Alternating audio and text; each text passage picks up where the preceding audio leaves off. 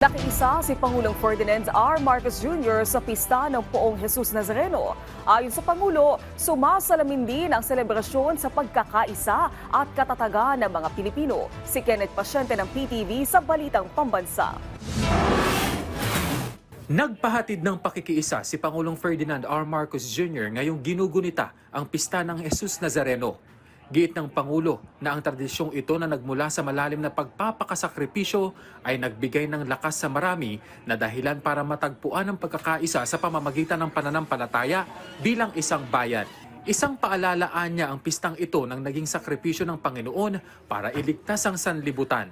Patunay lamang din anya ito ng kapangyarihan ng Diyos na palaging kasama ng sanlibutan at dinig ang mga dasal at hiling ng nakararami sa panahon ng pangangailangan. Paghimok ng Pangulo na marapat lamang natandaan ng marami na dapat harapin ang mga pagsubok nang hindi natitinag ang pananampalataya sa Diyos, gayon din ang pagtulong sa mga nangangailangan.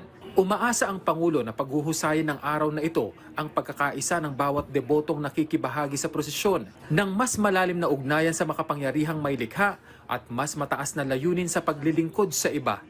Kumpiyansa ang punong ehekutibo na kaya ng mga Pilipino na isabuhay ang halimbawa ng Nazareno sa araw-araw na pamumuhay sa mundo bilang mga tagapagtangkilik ng pag-asa, mga tagapagkasundo at mga tagapagbuo ng lipunan na magpapabago sa kanilang mga komunidad sa pamamagitan ng isang mabuting gawa.